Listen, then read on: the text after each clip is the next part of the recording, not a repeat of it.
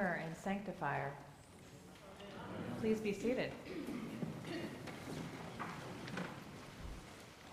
Jesus said to his disciples, those two disciples that were just happened to be on the side there following Jesus, "What are you looking for?"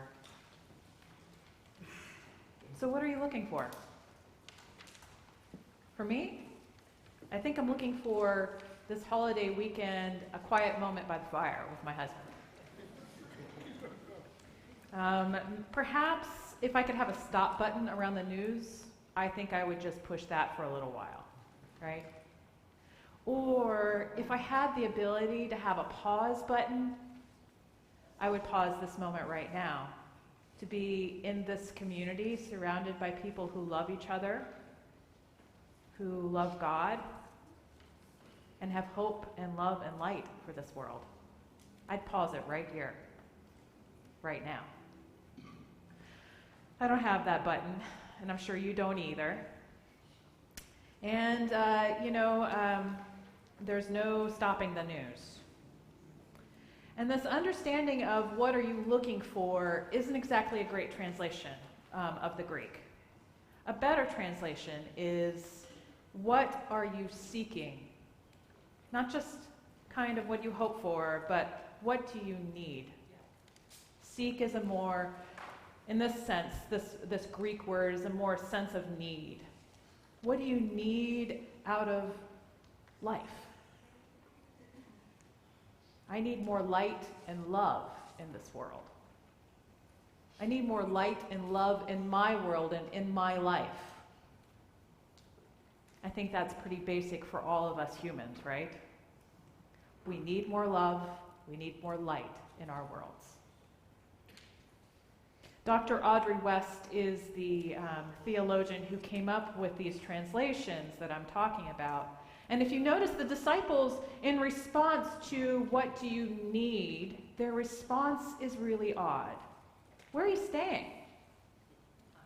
And for the longest time, I just thought it was the disciples just being obtuse, not really understanding what is going on. But Dr. Audrey West wrote that perhaps the word, the Greek word, that this is just another example of a bad English translation. That the Greek word is more like in a line with remain, abide, and endures. In the same gospel, it's the same time when they talked about the Holy Spirit remaining with Jesus. It's that same word, remain, stay. Are you remaining here? And when Jesus says, abide in me as you in me, that's the same word again, abide. Where are you staying? Where are you abiding? And endures, when Jesus talks about that bread that perishes and the bread that endures, it's the same word again. Where are you enduring? I think what the disciples are asking is, are you telling us a new fad? How to live my life a little bit better? Or are you talking about something that endures, that remains? Of what you are teaching, will it remain and endure or abide with God? So I believe the disciples are asking Jesus, is this of this world, or is it of God's world? And Jesus' response is, come and see. This gospel loves to tell us that the best way to find out is to come and be a part of the action and to connect with Jesus and God and witness in your own lives and in the lives of the disciples that light and love.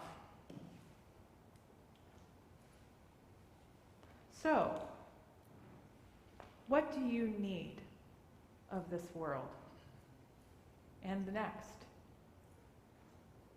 That sense of it not being temporal but eternal.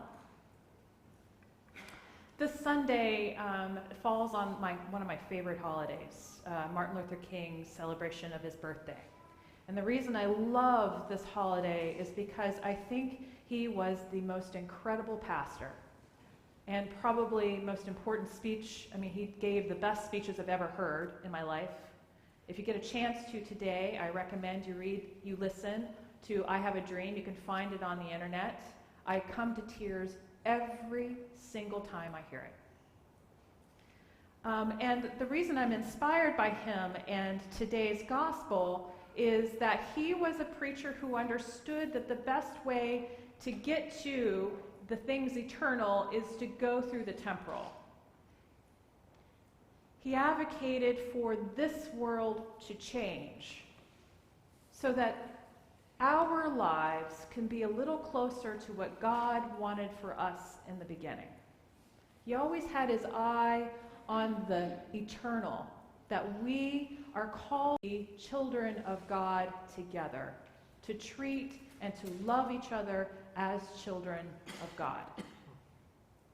And he did it through very temporal means, advocating for change in our communities, in our laws, and the way that we are called to be.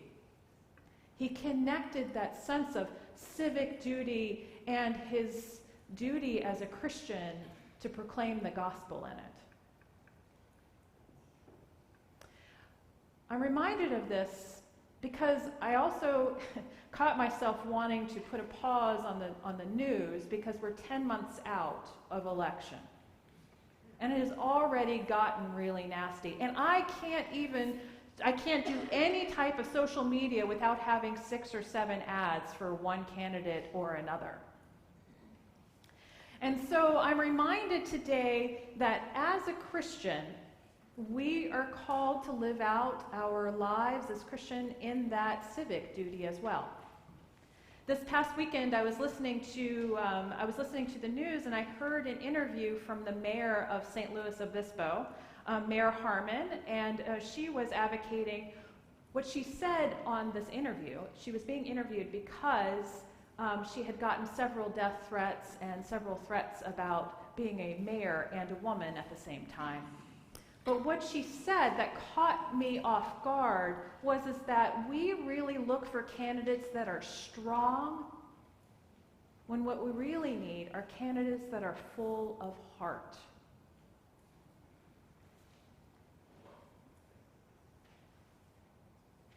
And that's where I see the inspiration from today's gospel and Martin Luther King Jr., that we as Christians are called to not put aside our heart when it comes to our civic duty.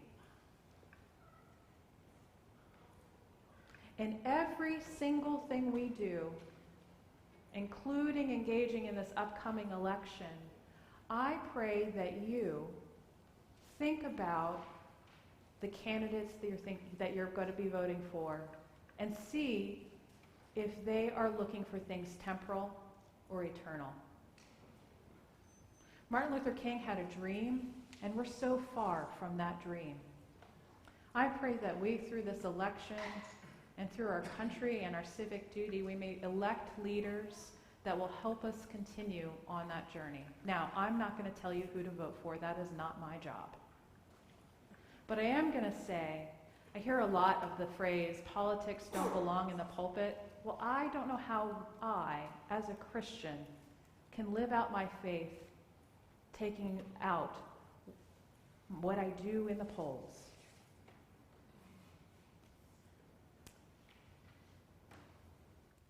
I believe we are called to witness, to being bearers of light, and to witness to those things eternal that God is calling us to do and to be. And I pray in these next 10 months we find ways to engage in civic conversation and find ways to elect leaders that will do that work, to continue the work that Martin Luther King started. May we be bearers of that light in everything we do. Amen.